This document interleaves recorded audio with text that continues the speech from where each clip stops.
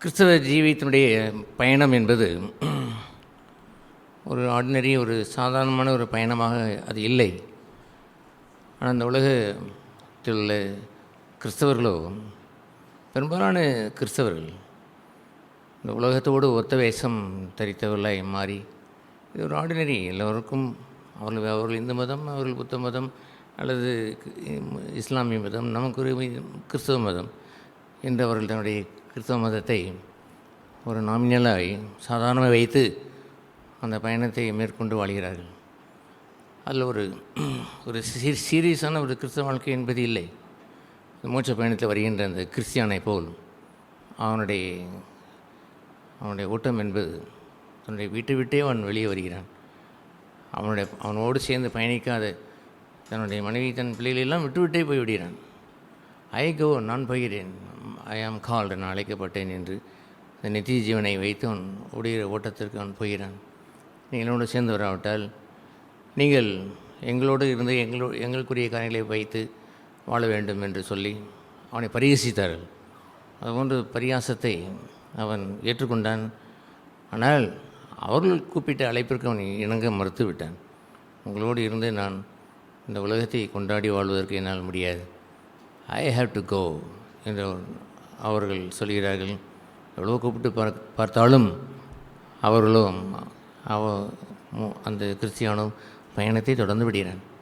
பின்பவன் அவனுடைய பயணம் மரணத்தை ஒட்டிய பின்பவன் பரலோகத்துக்கு போகிற வரைக்கும் அந்த பயணம் இந்த லோகத்தை விட்டு, மாய லோகத்தை விட்டு அந்த பயணத்தை அவன் அந்த மோட்ச பயணத்தை முடிக்கிறான். அதுபோன்ற ஒரு சீரியஸ் கிறிஸ்தவ வாழ்க்கையினுடைய பயணம்தான் நமக்கு உண்டே அல்லாமல், இந்த உலகத்தோடு ஒத்த வேஷம் தரித்து என்னதானா என்று உலகத்தாரை போலவே வாழ்ந்து, உலகத்தாரை போலவே மகிழ்ந்து, உலகத்தாரை போலவே ஆத்திரங்கள் அடைந்து, கோபம் அடைந்து, முறுமுறுத்து, குறை சொல்லி இதெல்லாம் அழிகின்ற ஒரு ஜீவியம் என்பது கிறிஸ்தவ ஜீவியத்தில் இல்லை. 100% இல்லை. அதெல்லாம் சுமார் ஒரு 70-80 வருடங்களுக்கு முன்பாக வாழ்ந்த பரிசுத்தவான்களை இன்றும் இருக்கிறார்கள். பட் தேர் ரெமினன்ட் பீப்புள், அவர்கள் கொஞ்சமாக இருக்கிறார்கள். ஆனால் முந்தின பரிசுத்தவான்களை நீங்கள் பார்ப்பீர்கள் என்றால் அவருடைய வாழ்க்கை சவால் நிறைந்ததாக இருக்கும். அதை உங்களை தட்டி எழுப்புவதாக இருக்கும். அதுபோன்ற வாழ்க்கையெல்லாம் ஜனங்கள் மறந்து போகிறார்கள். நாம் பரலோக பொக்கிஷங்களை அப்படிலாம் போட்டு அதை இத்தனை ஆண்டுகளுக்கு முன்பாக வாழ்ந்தவர்கள் பின்பு அந்த கடைசி பக்கத்தில் பலிபீடத்து அந்த அந்த தியாகங்கள் என்று வரும்பொழுது, சாட்சிகள் என்று வரும்பொழுது, அந்த கிறிஸ்துவுக்கு பின் வந்து 16ஆம் நூற்றாண்டிலே, 12ஆம் நூற்றாண்டிலே, ஏன் 8ஆம் நூற்றாண்டிலே, ஆரம்ப 8ஆம் நூற்றாண்டிலே எப்படிலாம் வாழ்ந்தார்கள் என்பதையெல்லாம் நாம் போடுகிறோம். அதை பார்த்து மெய்சில் இருக்க வேண்டியிருக்கிறது. இந்த கிறிஸ்தவத்தில் அதெல்லாம் நிறைய பேர் இடத்துல இல்லை. அதை விட பன்மடங்கு கூடியிருந்திருக்க வேண்டும். ஆனால் அவர்களோ குறைந்து கொண்டே தான் போகிறார்கள். காலம் கொடியது. ஆகவே நம்முடைய கிறிஸ்தவ ஜீவியம் என்று சொல்வதை ஏனோ தானோ என்று ஓடுகின்ற ஒரு வாழ்க்கையை வைத்து நாம் ஜீவித்து விடவே கூடாது. ஒரு காலம் கூடாது. I will never do that, நான் செய்வதில்லை. நம்முடைய சபையில் ஒருவரும் அப்படி செய்துவிடக்கூடாது என்று ஆதங்கம் கொள்கிறோம். எல்லோரும் சேர்ந்து வாருங்கள், லெட்டஸ் கோ, நாம் சேர்ந்து போவோம். அப்படித்தான் அவர் எபிரேயரிலே சொல்லுவார். 6ஆம் அதிகாரத்தில் அவர் சொல்லுவார், let us go on and to perfection. நாம் என்ன செய்ய கடவோம்? பூரணத்தை நோக்கி கடந்து போக கடவோம்.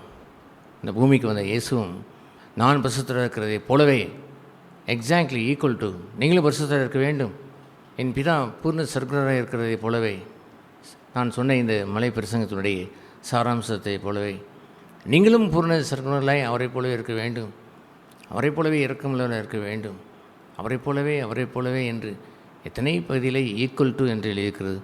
அப்படி ஒரு உன்னதத்தோடு சமப்படுத்தி தான் அந்த வாழ்க்கையை அவர் பேசினாரே அல்லாமல் ஸ்டாண்டர்ட் குறைந்து ஒன்றும் அவர் ஒரு நாளும் பேசினதில்லை. ஆகவே இந்த கிறிஸ்தவ ஜீவிதத்துடைய அந்த மேன்மையான ஒரு இழந்து போன ஒரு பண்பு என்னவென்று சொன்னால், த ரிப்ரோச் ஆஃப் கிரைஸ்ட், கிறிஸ்தவனுடைய நிந்தை என்பது.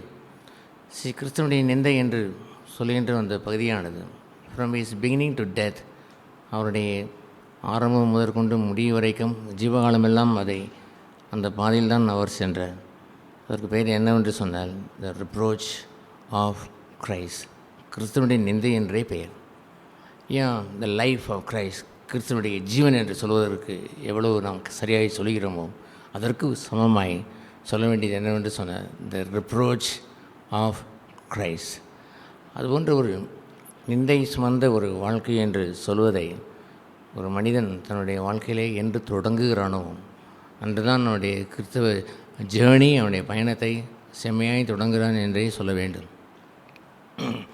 நாம் வாசிக்கிற அந்த எபிரேயர் 11ஆம் அதிகாரத்தில் எத்தனையோ விசுவாசத்தினாலே ஒண்டர்ஃபுல் திங் விசுவாசத்தினாலே பை ஃபெய்த் எதை அவர்கள் செய்தாலும் விசுவாசத்தினாலே தான் அவர்கள் செய்தார்கள். யாருக்காக ஒன்றை அவர் செய்யவில்லை, வேறொரு புகழ்ச்சிக்காக ஒன்றும் செய்யவில்லை. பை ஃபெய்த், விசுவாசத்தினாலே தான், சகலமும் விசுவாசத்தினாலே தான் ஒரு கிறிஸ்துவனுடைய வாழ்க்கை சொல்ல வேண்டுமே இல்லாமல் ஏதோ எங்களுடைய உபதேசத்திற்காக, ஏதோ எங்களுடைய சபைக்காக, ஏதோ எங்களுடைய சபையை சிலரை பிரியப்படுத்துவதற்காக, அல்ல யாரோ சிலர் மூப்பரை பிரியப்படுத்துவதற்காக, அது யூஸ்லெஸ் லைஃப். அது கிறிஸ்தவ வாழ்க்கை வீணாகி போய்விடும். பை ஃபெய்த் என்று அந்த பகுதி இல்லை என்றால் ஒன்றும் உருவாக்கப்படுவதில்லை என்று அங்கே எபிரேயர் 11 சொல்லுவார். சகலமும் அவருடைய வார்த்தையினாலே உண்டானது. பை ஃபெய்த், விசுவாசத்தினாலே அதை அவர் உண்டு பண்ணினார். அதெல்லாம் உண்டு பண்ணப்பட்டு நிலைநிற்குமே அல்லாமல் வேறொன்றும் அந்த புதிய வானம் புதிய பூமிக்குரிய வாழ்க்கைக்கு நிலைநிற்பது இல்லை. எவ்ரிதிங் பை ஃபெய்த், விசுவாசத்தினாலே என்பதாய் அது இருக்க வேண்டும். அதைத்தான் எபிரேயர் 12 அவர் சொல்லுவார். அவர் நம்முடைய விசுவாசனுடைய துவக்கம் அண்டு அவரே விசுவாசனுடைய முடிவுமாக இருக்கிறார்.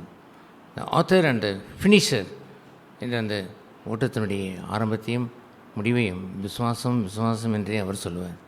அதுபோன்று விசுவாசம் என்ற அந்த பட்டியல் வரும்பொழுது அங்கே நிறைய பக்தர்களுடைய பட்டியல் அங்கே வாசிக்கிறோம். நோவா வருகிறார், அங்கே ஏனோக்கு வருகிறார், அங்கே அவரும் வருகிறார், அங்கே இன்னும் இப்படியெல்லாம் பக்தர்கள் அங்கே வருகிற அந்த பகுதியில் சாராள் வருகிறாள், ஈசாக்கு வருகிறான் என்றெல்லாம் அந்த பக்தர்களுடைய பட்டியலை பை ஃபெய்த் அந்த இன்னும் ஆபேல் வருகிறான், இப்படியெல்லாம் வந்த அந்த பக்தர்களுடைய அந்த பட்டியலிலே ஒரு முக்கியமான ஒரு பட்டியல் யார் என்று சொன்னால், கொஞ்சம் அதிக முக்கியம் என்று சொல்கிற ஒரு பட்டியலை போல் அண்டர்லைன் பண்ண வேண்டும் என்றால் மோசேயுடைய அவனுடைய பட்டியலை மாத்திரம்தான் இந்த 11ஆம் அதிகாரத்திலே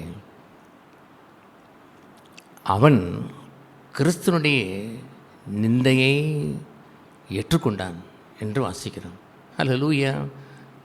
அன்று கிறிஸ்து இருந்தாராம், கிறிஸ்து இல்லை. ஆனால் தூர தரிசனத்திலே அவன் கண்டு, வரப்போகிற அவரை கண்டு, அவர் வாழப்போகிற அந்த வாழ்க்கையை அவன் கண்டு, he got that vision, அந்த அந்த தரிசனத்தை அவன் உடையவனாய் he lived a glorious life, மகிமை நிறைந்த வாழ்க்கையை அவன் கிறிஸ்துவனின் நிந்தையை என்று 11ஆம் அதிகாரம் பழைய ஏற்பாட்டினுடைய அந்த பக்தருடைய பட்டியலே மோசையோடு மாத்திரம்தான் தி ரிப்ரோச் ஆஃப் கிரைஸ்ட், கிறிஸ்துவனுடைய நிந்தை என்று எழுதியிருக்கிறது. அது ஒரு ஆச்சரியமான ஒரு பகுதி இல்லையா? அவரை குறித்து 7 வசனங்கள், நீண்ட 7 வசனங்கள் இருக்கிறது இந்த அந்த எபிரேயர் 11ஆம் அதிகாரத்திலே. அந்த 7 வசனத்திலே அநேகர் எகிப்தை மோசையை நினைக்கும் பொழுதெல்லாம் சிவந்த சமுத்திரத்தை தான் உடனே நினைப்பார். சிவந்த சமுத்திரத்தை அவர் 2ஆக பிளந்தார் என்று தான் பெரிதாக எண்ணப்பட்டிருக்கும். அதே அவர் அந்த 7 வசனத்திலே த லாஸ்ட் வேர்ஸ், கடைசி வசனமாய் அதை வைத்து விட்டார். அதுதான் லாஸ்ட் வேர்ஸ். சிவந்த சமுத்திரத்தை குறித்தோ அந்த அற்புதங்களை குறித்தோ பெரிதான மேன்மை அவனுக்கு தரப்படாமல் அதை அவன் சாதாரணமாக எண்ணினதை போல் எண்ணினபடியால் ஒரு செங்கடலை, ஒரு 10 கமாண்ட்மெண்ட்ஸ் படத்தை பார்க்கிறவர் அந்த காட்சி ஒன்றை பார்ப்பதற்கே நான் போகிறேன் என்று சொல்லுவார். 2 முறை பார்த்து விட்டேன், 3 முறை பார்த்து விட்டேன். எந்த காட்சியோட எனக்கு பிரம்மாண்டமான காட்சி என்னவென்றால் அந்த செங்கடல் பிளந்து அந்த வெட்டாந்தரையிலே ஜனங்கள் நடந்து போய் கம்பீரமாய் வெளியே வருகிறார்களே, அதுதான் மேலான காட்சி என்று அவர் சொல்லுவார். ஆனால் அவரை குறித்து சொல்லுகிற இந்த எபிரேயர் 11 மேன்மை பாராட்டுவது செங்கடல் பிளந்ததல்ல, அவருடைய வாழ்க்கை.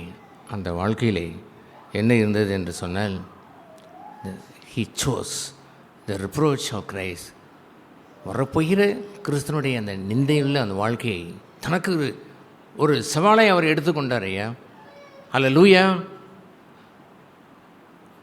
அப்படி உங்கள் கண்கள் நிலை குத்தி அந்த பழைய ஏற்பாட்டு தாசன், கிறிஸ்து பற்றி அறியாதவன், வாழ்ந்த வாழ்க்கையை தெரியாதவன், தூர தரிசனத்தில் அவரை கண்டு தரிசித்து வரப்போகின்ற ஒரு ராஜா, வரப்போகின்ற மேசியா, வரப்போகின்ற ஒரு கிறிஸ்து,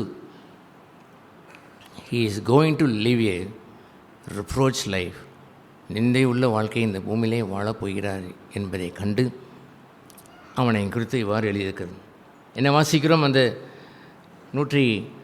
எபிரேயர் 11ஆம் அதிகாரத்தில் 23ஆம் வசனம். மோசே பிறந்தபோது அவனுடைய தாய் தாப்பன்மார் அவனை அழகுள்ள பிள்ளை என்று, பியூட்டிஃபுல் சைல்டு என்று சொல்வது வெளித்தோற்ற அழகை என்று நாம் பொதுவாக நாம் எண்ணினாலும், no, there was some glory there. அவரிடத்துல ஒரு மகிமை இருந்ததை கண்டு, அல்லது the beauty of God, தெய்வத்தினுடைய அந்த அழகை கண்டு என்பதுதான். there was a shining of மெசையானுடைய தோற்றத்தை போல் ஒரு ஷைனிங் அவருடைய முகத்தில் ஒரு தோற்றம். ஏன் இந்த மோசையை தான் பின்பு அவன் உண்மை நான் காண வேண்டும் என்று கண்டு அவருடைய மகிமையை கண்டவன். ஆகவே அது போன்ற ஒரு அந்த க்ளோரி, தெய்வத்தினுடைய அந்த க்ளோரியுடையவனாக இருந்தான். யூ ஷுட் பி லைக் தேன். இப்படித்தான் நம் விசுவாசனை என்று சொல்லும் பொழுது, நம்முடைய பிள்ளைகளை நாம் பார்க்கும் பொழுது, we should see the beauty there. அங்கே ஒரு அழகை கண்டு என் மகன், என் மகள், அவன் தெய்வத்தினுடைய மகிமைக்கு ஒப்பாய் அவன் மாற வேண்டும் என்ற அழகை காண வேண்டும். நாட் அன் எக்ஸ்டர்னல் திங், வெளியே உள்ள அழகு என்றெல்லாம் ஒன்றும் இல்லை. No, not like that. அப்படி அவன் அந்த அழகுள்ள பிள்ளை என்று கண்டு விசுவாசத்தினாலே, அல்லேலூயா, ராஜாவுடைய கட்டளைக்கு பயப்படாமல் அவனை 3 மாதம் ஒளித்து வைத்தார்கள். அல்லேலூயா, ராஜாவின் கட்டளைக்கு பயப்படாமல், ராஜாவின் கட்டளையை புறக்கணித்து விட்டு தன் பிள்ளையை ஒளித்து வைத்தாலையா. விசுவாசம் என்று வரும்பொழுது பயப்படாமல் தன் பிள்ளையை தெய்வத்திற்கென்று வளர்ப்பதற்கு ஒரு தாயும் தந்தையும் இப்படித்தான் இருந்திருக்க வேண்டும். அச்சமற்றவர்களாய் அவனை கிறிஸ்துவ பண்போடு வளர்ப்பதற்கு அவர்கள் இருக்க வேண்டும்.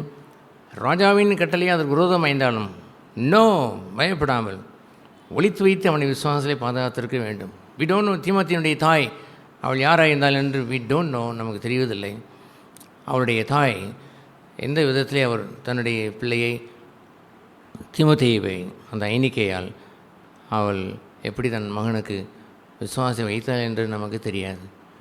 ஒருவேளை அந்த தீமோத்தேயுடைய தந்தை அடிக்கிறவராய், விரோதம் செய்கிறவராய், அவள் விசுவாசத்தை பறிக்கிறவளாய், அவர் தீங்கு செய்கிறவராய் இருந்திருந்திருக்கக்கூடும். அதுபோன்று இந்த நேரத்திலே தன் பிள்ளை ஒளித்து வைத்து விசுவாசத்தை உள்ளே பொதித்து வைத்து விட்டாள்.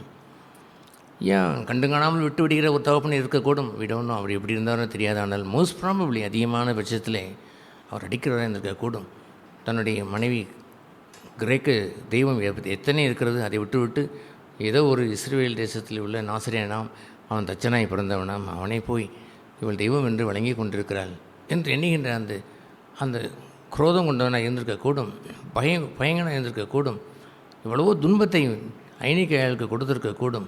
ஐனிக்கையாலோ பத்திரமாய் கொண்டு வந்து தன் பிள்ளைக்கு விசுவாசி கொண்டு வந்து கொடுத்தாள் என்பதைப் போலதான் ராஜ கட்டளை விரோதமாயிருந்தாலும் she did not fear that, அதற்கு பயப்படாமல் முழு மூச்சாய் இருக்கப்போவது இந்த 3 மாதங்கள் தான் என்று அறிந்து இஸ்ரேலினுடைய பண்பை முழுவதும் அவருடைய இருதயத்திலே கொண்டு வந்து திணித்து வைத்து விட்டாள்.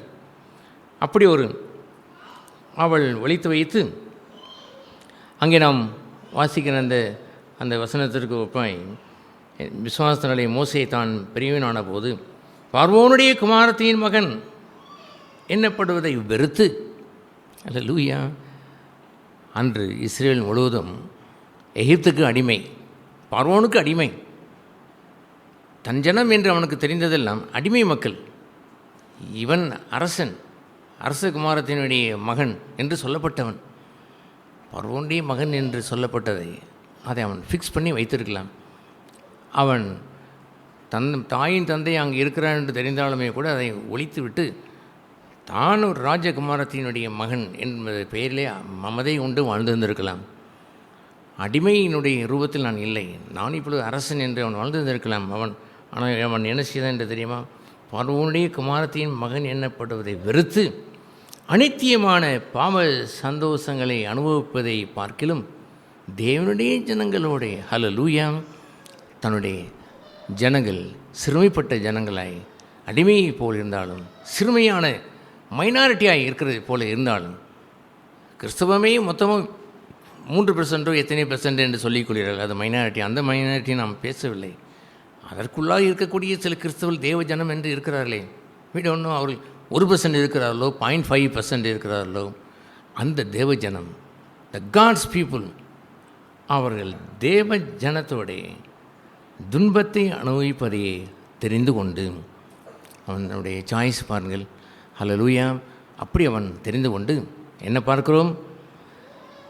அங்கே எழுதியிருக்கிற அடுத்த அந்த வசனத்தில், இனி வரும் பலன் மேல், இனி வரக்கூடிய அந்த கிறிஸ்துவனுடைய பலனை அவன் கருதி பலன் மேல் நோக்கமாக இருந்து எகிப்தில் உள்ள பொக்கிஷங்களிலும் கிறிஸ்துவ நிமித்தம் வரும் நிந்தையை அதிக பாக்கியம் என்று எண்ணினான். ஹல்லேலூயா. தூர தரிசனம் கண்டான். என்ன தூர தரிசனம்? இனி வரும் பலன். இனி வரும் பலன் என்று சொன்னால் நாம் என்ன எண்ணுவோம்? எனக்கு வயது இப்படி 25, எனக்கு 35 வயதில் ஒரு ப்ரமோஷன் வரும் என்று அந்த பலனை கருதி அல்ல, அல்லது நாம் இப்படி செய்து கொண்டே இருந்தால் எனக்கு ஒரு லாபம் என்று எண்ணிக்கொண்டிருக்கிற ஒரு பலனும் அல்ல.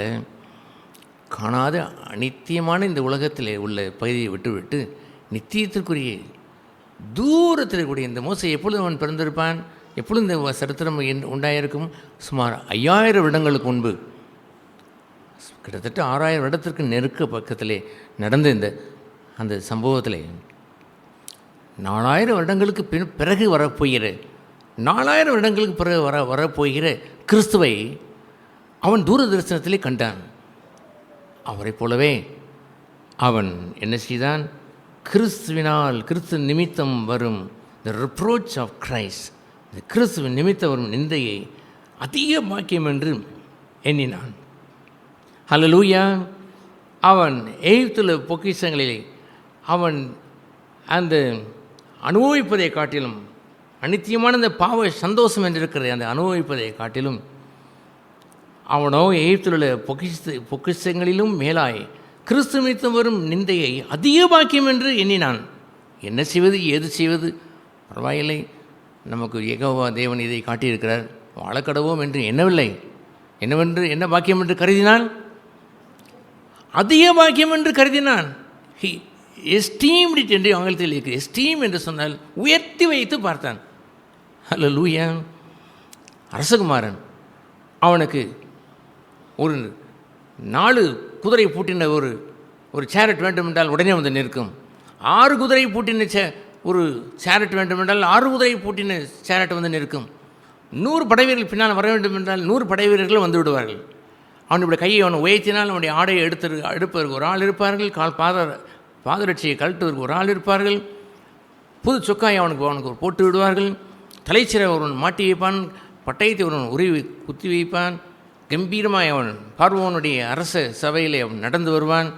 இதெல்லாம் ஒரு துச்சம் என்று கருதினான் இந்த மனுஷன், இந்த மோசை கருதினான். ஐயா, இந்த பாவ சந்தோஷத்தை, அநித்தியமான பாவ சந்தோஷம் என்று காண்கின்ற ஒரு இடம் இருக்கிறதே, அது வரவில்லை என்றால் you cannot enter into the reproach of Christ. கிறிஸ்துனுடைய நிந்தை என்று ஒன்று இருக்கிறதே, அந்த ஒப்பற்ற அந்த பாக்கியத்திற்கு என்ன பாக்கியம் என்று கருதினான்னு பாருங்கள். கிறிஸ்துவனுடைய நிமித்தம் வரும் நிந்தையை அதிக பாக்கியம் என்று கருதினான். பாக்கியம் கிடைப்பதில்லை. இங்கே வாலிபர்கள் அறிந்திருக்க வேண்டும். சபையில் உள்ள வாலிபர்கள் ஏனோ தானே என்று கேட்டுவிட்டு போய்விடுகிறார்கள்.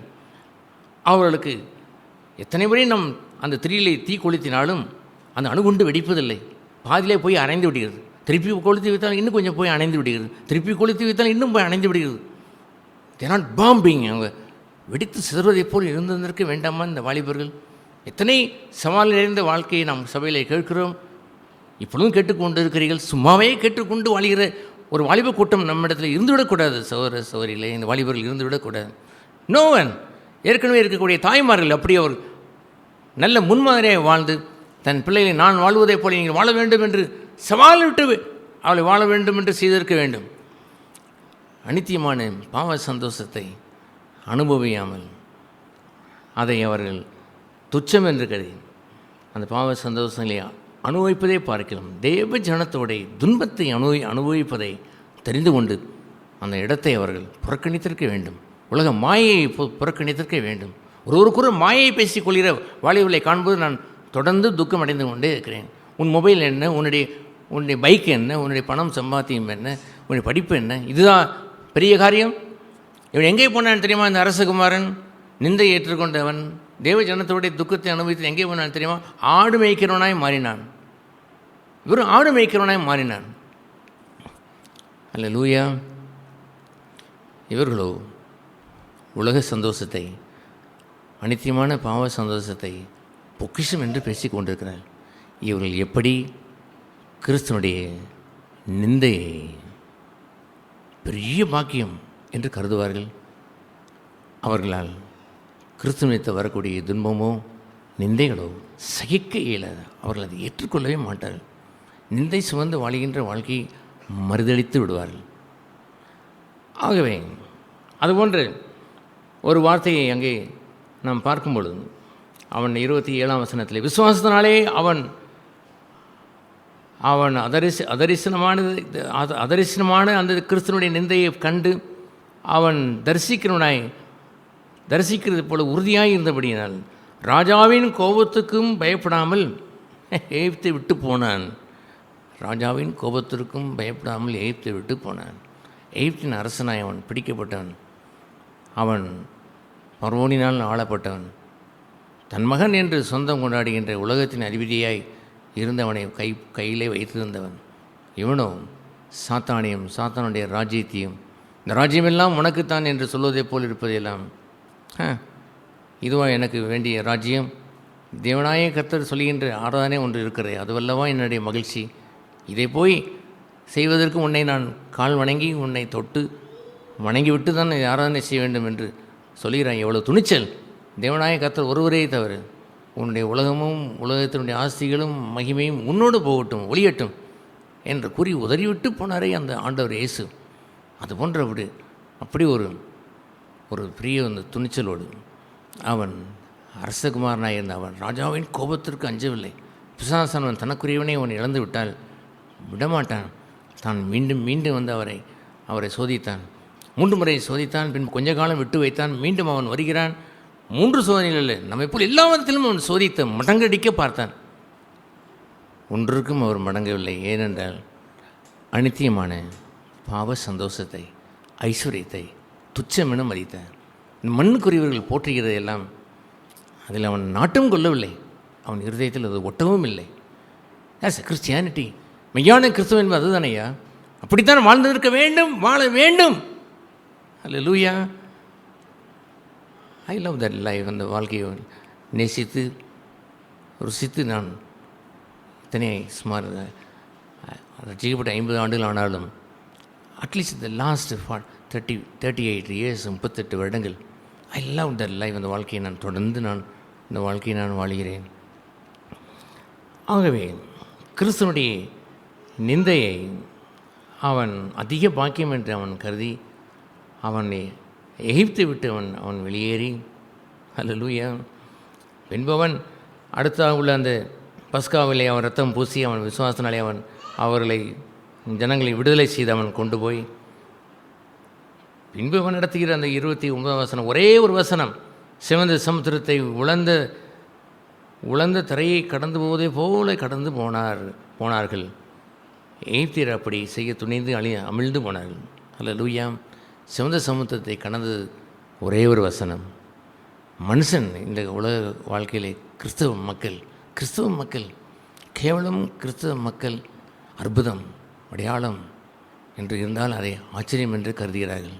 ஆனால் வேதம் புகழ்வது என்னவென்று சொன்னால் அந்த 6 வசனமும் அவனுடைய அழகுள்ள வாழ்க்கையை, அவன் அனித்தியமான பாவ சந்தோஷத்தை அவன் வெறுத்து என்று சொல்லுகிற அந்த வாழ்க்கையை தூரத்தில் கண்டு 4000 வருடங்களுக்கு பிறகு வரப்போகிற இயேசு கிறிஸ்துவை, தெய்வகுமாரனை கிறிஸ்துவை கண்டு கிறிஸ்துவின் நிந்தையை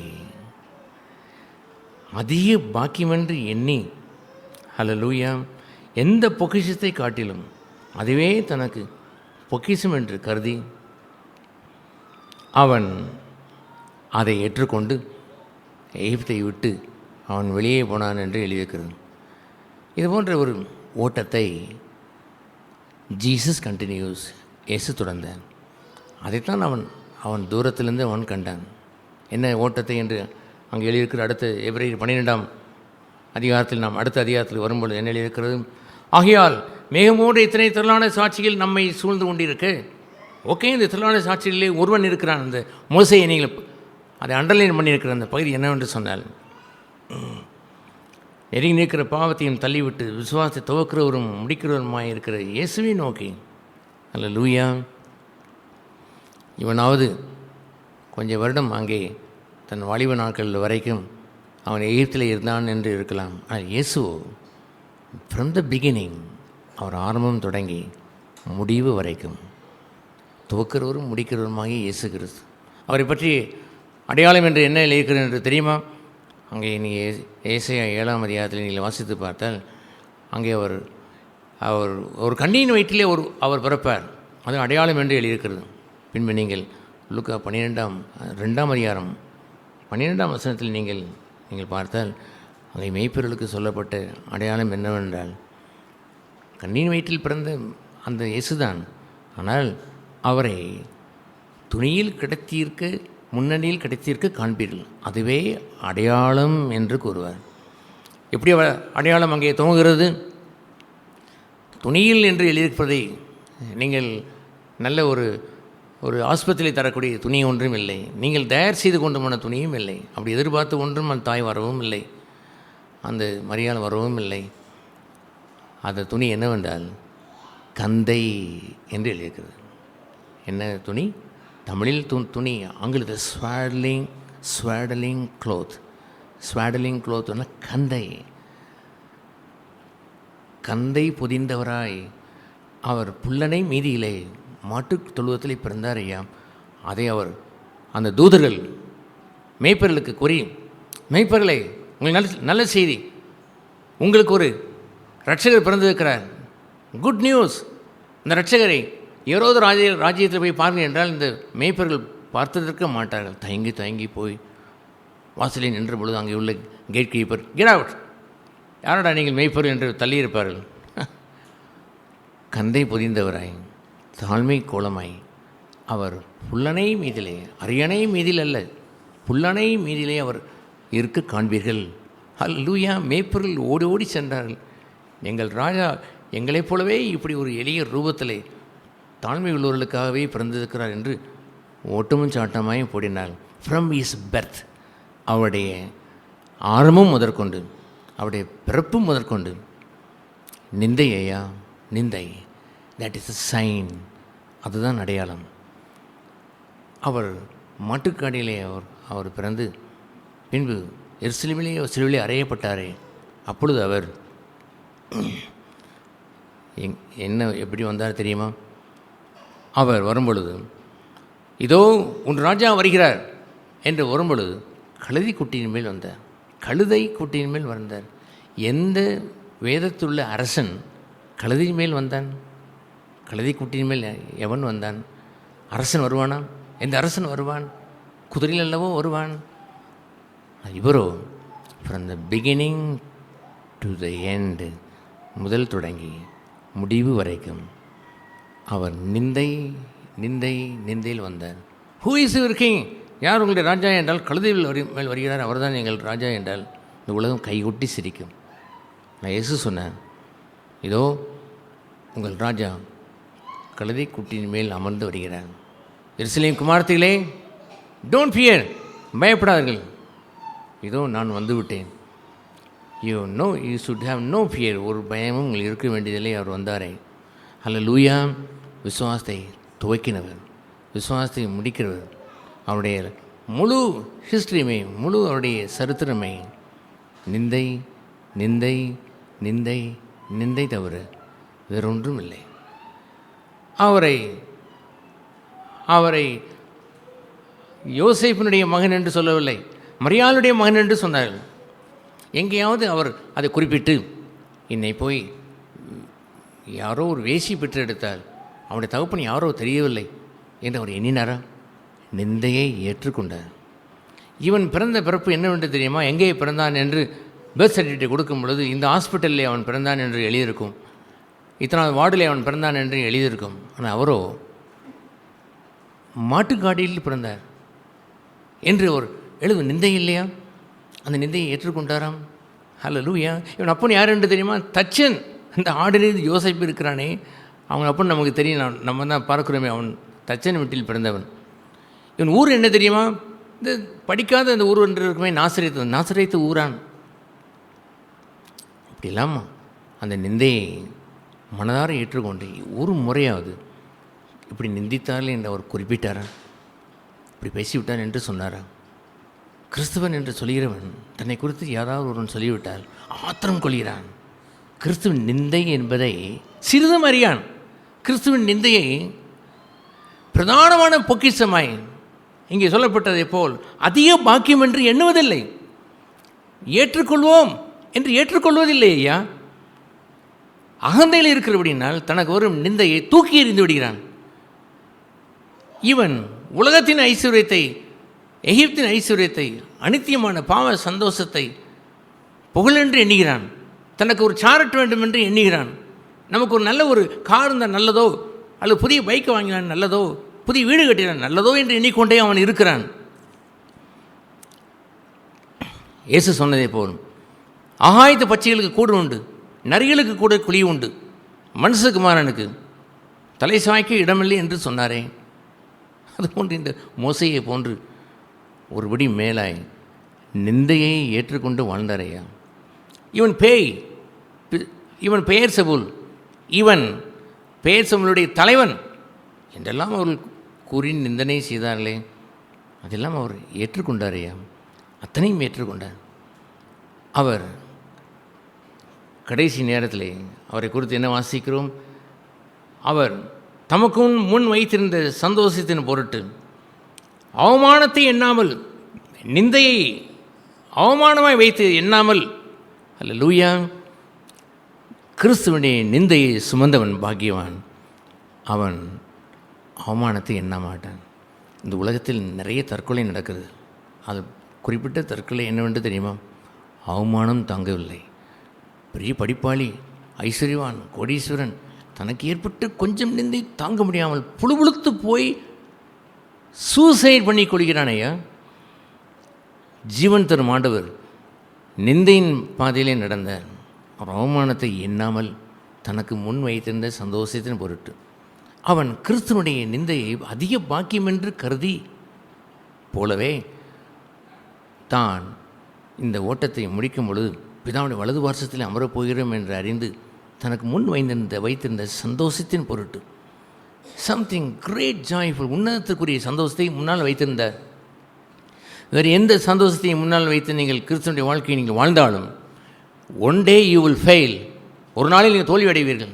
நீங்கள் எண்ணுகின்ற வரும் என்று காத்திருப்பது வராது. நீங்கள் போய்விடலாம், நல்ல ஒரு வாழ்க்கை கிடைத்துவிடும் கிறிஸ்தவ வாழ்க்கையில் என்று எண்ணிக்கொண்டிருந்தால் பொய்யாய் போய்விடும். அனித்தியமான சந்தோஷத்தை மறுத்து நித்தியத்தை சந்தோஷம் என்று கருதி ஓடினானே ஒரு வாழ்க்கை, அவன்தான் கிறிஸ்தவன். அவர் தனக்கு முன் வைத்திருந்த சந்தோஷம் என்று சொல்வது இந்த உலகத்தில் யாதொரு சந்தோஷத்தையும் வைத்திருக்கவில்லை. பரத்தின் நித்தியமான சந்தோஷத்தை வைத்திருந்தபடினால், இந்த மோசையோடு ஒரு மடங்கு மேலாய் அந்த சந்தோஷத்தை வைத்திருந்தபடினால் அவமானத்தை, நிந்தையை சகித்து கொண்டார். ஹல்லேலூயா. அவமானத்தை எண்ணாமல் அவர் சிலுவையை சகித்து தேவனுடைய வலது பார்சத்திலே உள்ள சிங்காசனத்திலே போய் வலது பார்சத்தில் போய் அமர்ந்தார். அவருடைய கீழே அங்கே வாசிக்கிற வகையால் நீங்கள் தமக்கு விரோதமாய் பாவிகளால் செய்யப்பட்ட இவ்விதமான விபரீதங்களை சகித்து அவரையே நினைத்து கொள்ளுங்கள். இதைத்தான் அவர் சொல்கிறார்.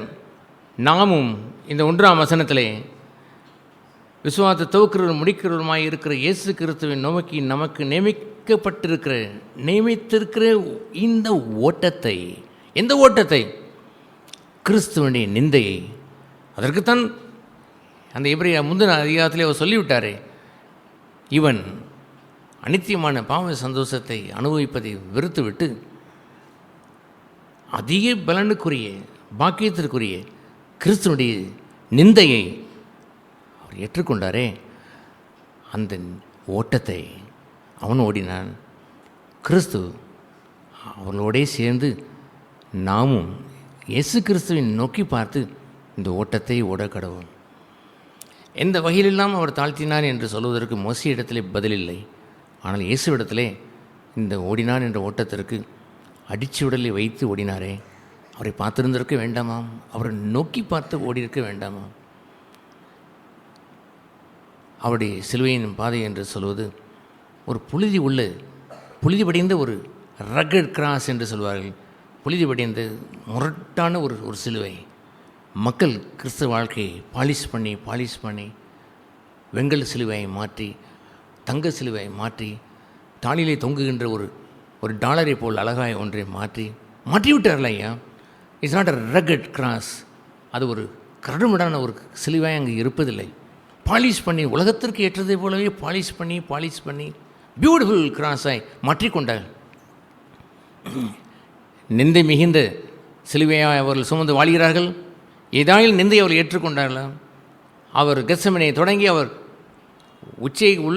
உச்சிக்கு சென்றது அந்த கொல்கத்தா வரைக்கும் he was punished. அவர் அடிக்கப்பட்டார். அவரை சாட்டையினால் அடித்தார்கள். முதுகை ஒரு உழவன் முதுகை உழுவதைப் போல் உழ வைத்து விட்டார்கள். சிலுவையிலே அங்கே உழவில்லை, ஏறி சென்ற பாதையெல்லாம் அவரை சாட்டையினால் அடித்து தன் ஒரே பேரான குமாரன் அந்த நிந்தையின் பாதையிலே போவதற்கு அனுமதித்தார்.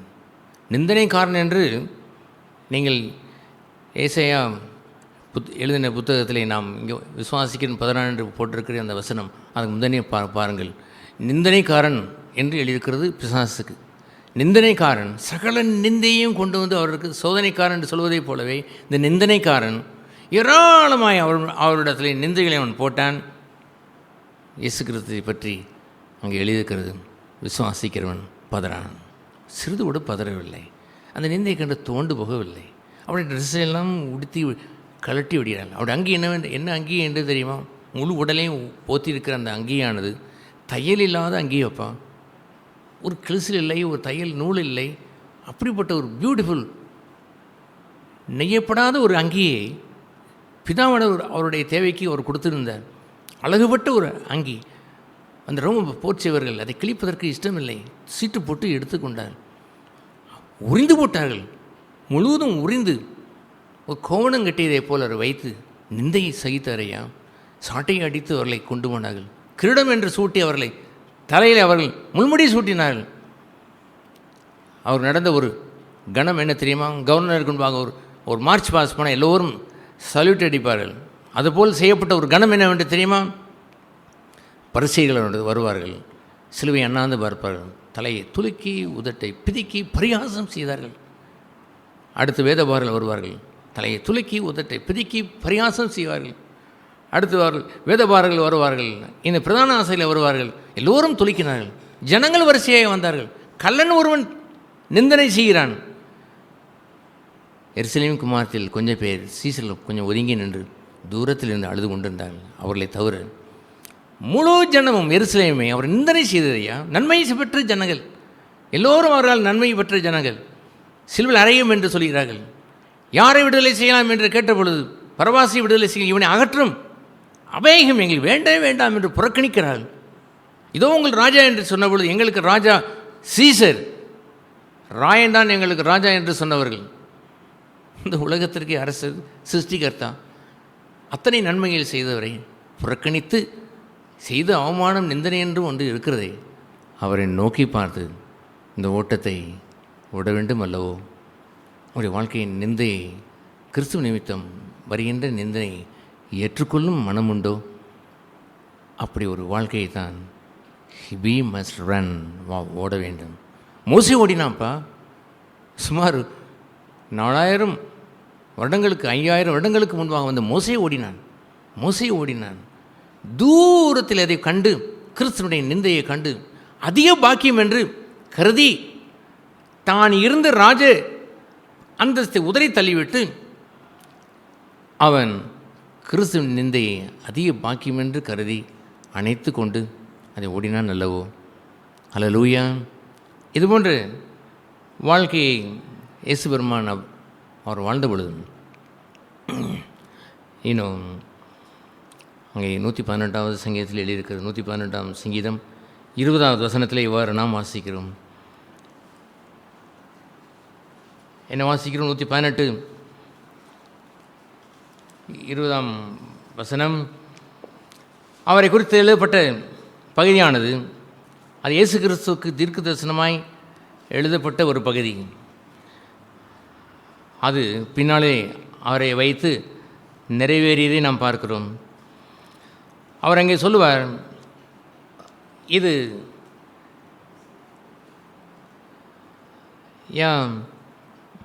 கர்த்தருடைய வாசல் இதுவே என்று சொல்வார்.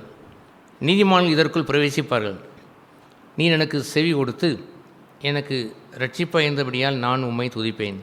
வீடு கட்டுகிறவர்கள் ஆகாதென்று தள்ளின கல்லே மூளைக்கு தலைக்கல்லாயிற்று. குமாரனை கொன்று போட்டாள் என்று சொன்ன அந்த வரி வசூல் அந்த குத்தகையிலிருந்து வாங்குறது பகுதியை வரும் பொழுது ஒருவராய் அனுப்பி பின்பு குமாரனை அனுப்பினாலும் கொடுப்பான் என்ற எண்ணம் குமாரனையும் அவர் தள்ளிவிட்டார்கள், கொன்றும் போட்டார்கள். வீடு கட்டுவதற்கு ஆகாதென்று தள்ளிவிட்டார்கள். ரிஜெக்டட் ஸ்டோன், ரிஜெக்டட் தள்ளப்பட்ட கல் என்று வருவதை, தள்ளப்பட்ட கல் என்று அவரை பாடி என்ன பிரயோஜனம்? நீங்கள் ரிஜெக்டட் ஆகும் பொழுது இந்த வசனத்தை உங்களுக்கு சொல்ல முடியுமா? தள்ளப்பட்ட கல். இயேசு சொன்னார், தள்ளப்பட்ட பொழுது அவரே பிதாவானவர் வீடு கட்டுவதற்கு மூளை கல்லாய் வைத்து கட்டுகிறார். நிந்தையை ஏற்றுக்கொண்டவர்கள் தங்கள் யாரோ புறக்கணிக்கிறார் என்பதை வைத்து துவண்டு போக மாட்டார்கள். ஒரு நாளும் துவண்டு போக மாட்டார்கள். அல்லேலூயா. ரிஜெக்டட் என்று அப்படிங்கப்போ எத்தனை ரிஜெக்டட் என்னுடைய ஆரம்ப நாட்களில் ஈவன் மை பேரண்ட்ஸ், என் பெற்றோர்களோட ரிஜெக்டட் என்று ஒரு காலத்தில் அப்படி இருந்தார்கள். பின்பவர்கள் திருந்தி அதை ஏற்றுக்கொண்டால் என்பது 2வது பகுதி. ஆனால் ரிஜெக்டட் என்று சொல்வது இட் கண்டினியூ, தொடர்ச்சியாய் வருகின்ற ஒரு பகுதி. தனக்கென்று உரியவர்களுக்கு தான் அதை செய்வார். என்ன எழுதியிருக்கிற ஏசாயா 43:53 வாசிக்கிறோம். அவர் புறக்கணிக்கப்பட்டார், அவமதிக்கப்பட்டார், நிந்திக்கப்பட்டார். அவரை கள்ளன் என்று எண்ணினோம், கள்ளரில் ஒருவராய் அவர் கருதப்பட்டார். அத்தனையும் நிந்தையா?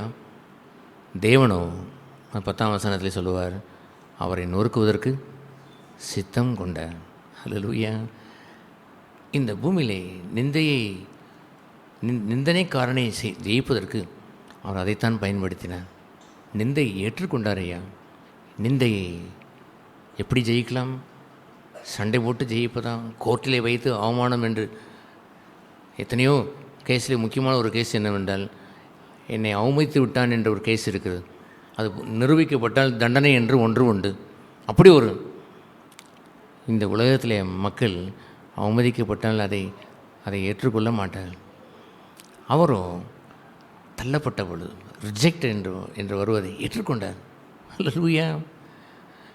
as a wonderful thing, ஆச்சரியமான ஒரு காரியம். அதை கீழே என்ன என்று வாசிக்கிறோம்? அதுவே கர்த்தருடைய வாசல் என்று அவர் சொல்கிறார். இயேசு கிறிஸ்துவுக்கு அதை சொல்லும் பொழுது கீழே சொல்லுவார் 22வது வசனத்தில், வீடு கட்டுகிறவர்கள் ஆகாதென்று தள்ளின கல்லே மூளைக்கு தலைக்கல்லாயிற்று. இன்றும் தேவனுடைய சபையிலே இந்த ரிப்ரோச் ஆஃப் கிரைஸ்ட், கிறிஸ்துடைய நிந்தையை ஏற்றுக்கொண்டால் எத்தனை பேர்களோ அவள் வைத்துத்தான் தேவன் தன்னுடைய சபையை கட்டுகிறார். அவர் மூளைக்கல் எந்த ஒரு மேசன் அல்ல எந்த ஒரு கொத்தனார், நல்ல தலைமை கொத்தனார், அந்த மூளைக்கல்லை வைத்துத்தான் நூலை வைத்து கட்டி குண்டு நூலை தொங்கவிட்டு அதே போலவே வைத்து கட்டுவார். கட்டும் பொழுது அந்த நாட்களிலே மூளைக்கல்லை தான் கட்டுவார்கள். அங்கே வைத்துத்தான் முழு கட்டிடமும் தூக்கு நூலை வைத்து அந்த குண்டு நூலை வைத்து கட்டுவார்கள். அப்படி அவர் தள்ளப்பட்ட அந்த கல் தான் மூளைக்கல்லாய் மாறிற்று. அது கர்த்தரால் ஆயிற்று. அல்லேலூயா. யாரால் மாறிற்று? தேவன் அவரை நொறுக்குவதற்கு சித்தம் கொண்டார். எப்படி அவர் சித்தம் கொண்டார்? அந்த 53:10 நிந்திக்கப்பட்டார், அவமானப்படுத்தப்பட்டார், தள்ளப்பட்டார், புறக்கணிக்கப்பட்டார். நாம் காணக்கூடிய அழகுள்ள ரூம் என்ற அவரிடத்தில் ஒன்றும் இல்லை என்றெல்லாம் வருகிறதை மனப்பூர்வமாய் ஏற்றுக்கொண்டு தள்ளப்பட்டார் என்று சொல்லும் பொழுது, இது தள்ளினேன் என்று சொல்லும் பொழுது கீழே விழுந்திருக்க வேண்டும் ஐயா, அப்படித்தான் அவர் நிந்தையை ஏற்றுக்கொண்டார். தேவன் இது கர்த்தரால் உண்டானது என்று சொல்வதே போலவே பிதா அவரை நொறுக்குவதற்கு சித்தம் கொண்டார். திஸ் இஸ் த வே. நிந்தனைக்காரனை ஜெயிப்பதற்கு இதுதான் வழி, சோதனைக்காரனை ஜெயிப்பதற்கு, அவனை எதிர்த்து நிற்பதற்கு இதுதான் வழி என்று இருப்பதை போலவே, கிருபையை பெற்று நாம் அவனை எதிர்த்து நின்று அவனை சோதனை ஜெயிப்பதை போலவே, இந்த உலக சந்தோஷத்தை நாம் ஜெயிப்பதை போலவே, நிந்தனைக்காரனை ஜெயம் பெறுவது இதுதான் வழி. இயேசுவை ஆடம்பரங்களினால் அவரை சோதிக்க முடியவில்லை, விழமுடிக்க வைக்க முடியவில்லை என்று சோதனைக்காரன் கண்டபொழுது, இந்த நிந்தனைக்காரன் காலமெல்லாம் அவருடைய வாழ்ந்த காலமெல்லாம் 33 ஆண்டு காலம் நிந்தனை நிந்தனை தள்ளப்பட்டக்கள் என்று கொடுத்து அவரை விழ வைக்கும்படி அவன் பார்த்தான். விசுவாச துவக்கிறவன் முடிக்கிறவன் இயேசுவோ அவமானத்தை எண்ணாமல் சிலுவையை சகித்து ஓடினார். தனக்கு முடிந்த சந்தோஷத்தின் பொருட்டு ஓடினார். நாமும் இந்த ஓட்டத்தை எப்படி ஓடக்கடவோம் சொல்லுங்கள். எஸ், பொறுமையோட சகித்து ஓடுவதற்கு பொறுமை வேண்டுமையா? அப்படி நாம் ஓடக்கடவும். அதை அவர் சொல்கிறார். அடுத்த கீழே வாசிக்கும் போது 26ஆம் வசனம், கர்த்தருடைய நாமத்தினாலே வருகிறவர் ஸ்தோத்திரிக்கப்பட்டவர் என்று கர்த்தருடைய ஆலயத்திலிருந்து உங்களை ஆசீர்வதிக்கிறோம். நீங்கள் சொல்லி பாருங்கள். அவர் நிந்தனையோடு கழுதையிலே வருகிறார் ராஜா. இந்த கழுதையிலே வருகிறவர் 6ஆம் நாட்களே அவர் மாட்டுக்கொட்டையிலிருந்து வந்தார். இப்போ கழுதையிலே ரூபத்தில் வருகிறார், உட்கார்ந்து வருகிறார். நிந்தனைக்குரியவராய் வருகிற எங்கள் ராஜா ஸ்தோத்திரிக்கப்பட்டவர் என்று உங்களால் சொல்ல முடியுமா? Can you say that? சொல்லக்கூடுமா? ஹல்லேலூயா. அவருடைய துவக்கம் முதல் முடிவு வரைக்கும் நிந்தனை. அவருக்குள் இந்த வசனம் நிறைவேறிற்று. அவர் நிந்தனைக்காரனை ஜெயித்தார், சோதனைக்காரனை ஜெயித்தார், நிந்தனைக்காரனை அவர் ஜெயித்தார். விசுவாசிக்கிறவன் பதறான். விசுவாசத்தினாலே இந்த ஓட்டத்தை ஓடி ஜெயம் பெற்றார். இந்த வாழ்க்கையை சவாலாக ஏற்றுக்கொள்ள உங்களால் முடியுமா? இருதயம் இந்த செய்தியை ஏற்றுக்கொள்ள முடிகிறதா? இந்த செய்தியை ஏற்றுக்கொள்ள கூடுமா? உலகத்தில் கிறிஸ்தவத்தில் இந்த செய்தியை பேசினால் அவர்களை அங்கீகரிப்பார்களாம், இதை ஏற்று தழுவிக்கொள்வார்களாம். இந்த உலகத்துடைய பொக்கிஷங்களை, எகிப்தின் பொக்கிஷங்களை வாரிக்கொள்ள வேண்டும் என்று எதற்காக எதிர்பார்த்து ஓடிக்கொண்டிருக்கிற கிறிஸ்தவர்கள், தட்ஸ் a useless Christianity. அன்று வாழ்ந்த அந்த மோசே தனக்கு பிறகு வரக்கூடிய சுமார் 4000 வருடங்களுக்கு பிறகு வரக்கூடிய கிறிஸ்துவுடைய நிந்தையை கருதி அன்று இருந்த பொக்கிஷத்தை துறந்து அந்த அனித்தியமான பாவ சந்தோஷத்தை தூக்கி எறிந்து விட்டு தேவ ஜனம் என்று ஒரு கூட்டத்தோடு சேர்ந்து விட்டானே. ஹல்லேலூயா. அப்படியெல்லாம் பழைய ஏற்பாட்டில் எழுதப்படவில்லை. நிகழ்ச்சி இருக்கிறது, எழுதப்படவில்லை. புதிய ஏற்பாட்டிலே இப்படி விவரிப்பை ஒரு 7 வசனங்களை வைத்து அழகாக எழுதி நமக்கு கொடுத்து 12ஆம் வசனத்தில் விசுவாசத்தை துவக்கிறோம் முடிக்கிறோமா இயேசுவை பாருங்கள். இதே வாழ்க்கையைத்தான் வாழ்ந்தார். அவர் முழுவதும் நிந்தை, பிறப்பிலிருந்து முடிவு வரைக்கும் நிந்தையப்பா. எங்கேயாவது ஒரு நிந்தை குறைந்தவராக இல்லை. அவரை கொண்டு வந்து நிந்தை சுமக்க வந்தவரை அரசனாய் மாற்ற வந்த பொழுது என்ன செய்தார் தெரியுமா? ஓட்டம் பிடித்து விட்டார். என்னுடைய அழைப்பு எங்கே இருக்கிறது? மோசே நீங்கள் திருப்பி வரும்பொழுது அவனை அரசகுமாரனாய் ஏற்று குமாரனுக்கு அந்த ஒரு கிரீடத்தை பார்வன் வந்து வருகிறான் மோசே என்று அறிந்து அவனுக்கு மேலே தாளத்தோடு வந்து அரசனாய் தலையிலே முடிச்சு விட்டு என்ன செய்திருப்பான்? ஓடியிருப்பான். திரும்பி மறுநாள் வரும்பொழுது வெறும் சாதாரண ஆட்டிடையனை போல கையிலே கோலோடு வருகிறான். ஒரு ஆட்டிடையன் பட்டயத்தோடு வருகிறவன் வெறும் கோலோடு வருகிறான். தாடியை வைத்து கொண்டு நரைத்த முடியோடு சாதாரண உடையோடு ரக்கட் மேன், மண்ணிலே புரண்ட அந்த ஆட்டிடையனுடைய ட்ரெஸ்ஸோடு அவன் வந்து நிற்கிறான். அரசே, நான் சொல்வதை கேளும், என் ஜனத்தை ஆராதிக்க அனுப்பு என்று கர்த்தர் சொல்கிறார் என்று அதிகாரத்தோடு அவன் சொன்னான். கோபம் வந்து விட்டது அவனுக்கு, அந்த பார்வோன் அரசனுக்கு. ஓடிவிட்டான். இந்த மண்ணில் எதை வேண்டும் என்று அவர் விரும்பினார்? எதை நமக்கு, யார் புகழ்ச்சியை நமக்கு தர வேண்டும்? யார் எனக்கு கிரீடம் சூட்ட வேண்டும்? யார் என்னை போற்ற வேண்டும்? யார் என்னை புகழ வேண்டும்? யூஸ்லெஸ் கிறிஸ்டியானிட்டி, பிரயோஜனமற்ற வாழ்க்கை. நம்ம போன்ற சபைகளிலும் மனுஷனுடைய புகழ்ச்சிக்காக யாரோ புகழ வேண்டும், யாராவது மெச்சிக்கொள்ள வேண்டும், என்னை வாழ்கின்ற வாழ்த்த வேண்டும் என்று எண்ணிக்கொண்டிருப்பது யூஸ்லெஸ் கிறிஸ்டியானிட்டி. மோசேடத்தில் போய் கற்றுக்கொள்ளுங்கள். அரசனாக இருந்தவன் கோணத்தை கட்டி கொண்டு மாடுகளை மேய்த்தவனை பார்த்து கொள்ளுங்கள். அரசனை சந்திக்க வந்தவன், மீண்டும் அந்த எகிப்து ராஜ்யத்திற்குள் அரசனை சந்திக்க வந்தவன் அதே கோலத்தோடு கையிலே ஆடுகளை மேய்க்க அதே கோலோடு வந்தானையா. ஹல்லேலூயா. நிந்தை ஏற்றுவாளி என்ற கிறிஸ்தவன் தான் மெய்யான சிலுவையின் வழி. மறந்து விடாதீர்கள், மெய்யான சிலுவையினுடைய முடிவு என்பது அதுதான். விசுவாசத்தை துவக்கி முடிக்கிறவராக இயேசு கிறிஸ்து. அவர் எப்படி வரும்பொழுதே அடிமையே வந்தாரோ, முடிக்கும் பொழுதும் கால்களை கழுவி அடிமையே இருந்தாரோ, அதுபோலவே எப்படி அவர் கந்தை பொதிந்த துணியிலே பிறந்து வந்தாரோ, முடிவு நேரத்திலையும் சிலுவையில் அறையப்படுவதற்கு முன்பாக கழுதை குட்டியின் மேல் வந்து ராஜா என்று வந்தார் ஐயா. அல்லேலூயா. அந்த கணம்தான் அவர் தேவ ஜனத்தோடு வந்து புடைசூழ வந்த ஓசன்னா என்ற ஜெய கீதம். அதுபோன்ற வெற்றி கீதத்துக்குரிய என்னுடைய ராஜாவை நான் முன்னால் வைத்திருக்கிறேன். அவர் நோக்கி நான் ஓடுகிறேன். சபையும் இதற்கென்றே அழைக்கப்பட்டிருக்கிறது. மனுஷனுடைய அங்கீகாரத்தையும் உலகத்தின் அங்கீகாரத்தையும் உலக பொக்கிஷங்களின் அங்கீகாரத்தையும் ஏற்றுக்கொண்டு அந்த ப்ரமோஷனை எதிர்பார்த்து கொண்டு வாழ்கின்ற ஜனங்கள் அல்ல. என்ன ஆதாயம் கிடைக்கும் என்று நாடுகின்ற ஜனங்கள் அல்ல. நோ, நிந்தையின் பாதையிலே ஜீவகாலம் எல்லாம் தன்னுடைய என் குருவுக்கே இதுதான் கடைசி முடிவு என்றால் நான் ஏமாத்திரம்.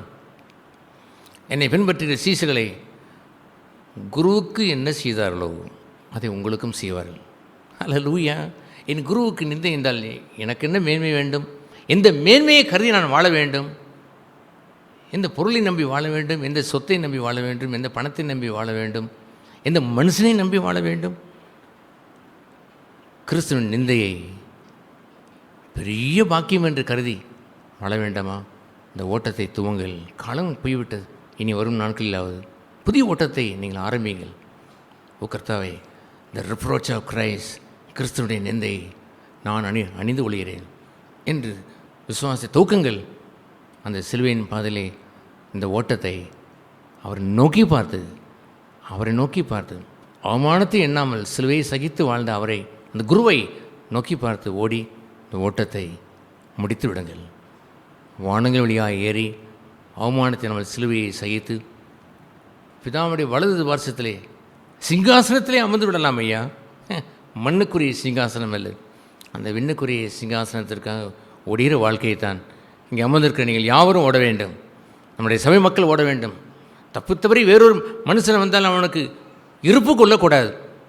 இங்கே நமக்கு ஒன்றும் பலிக்காத போல் இருக்கிறதே, நாம் கிடைத்தது கிடைக்காத போல் இருக்கிறதே என்று அவன் ஓடிவிடுவான், நிற்க மாட்டான். கிறிஸ்துவின் நிந்தையை சகித்து வாழ்கிறவர்கள் மாத்திரம்தான் மீதியாய் நிற்பார்கள். இது இயேசு திரும்ப வருகின்ற கடைசி நாட்கள். இதுபோன்ற ஆயத்து நம்மிடத்தில் இல்லை என்றால் நம்முடைய கிறிஸ்தவம் வீணாகி போய்விடுமே, என்னுடைய ஊழியம் வீணாகி போய்விடுமே. நல்ல போராட்டத்தை, விசுவாசத்தை துவக்கி முடிக்கிற போராட்டத்தை, கிறிஸ்துவின் நிந்தையை ஏற்றுக்கொண்டு ஓடுகின்ற, இயேசுவோடு நோக்கி பார்த்து ஓடுகின்ற ஓட்டத்தை எல்லோரும் பொறுமையாக ஓட தேவன் கிருபை செய்வாராக. ஆமென்.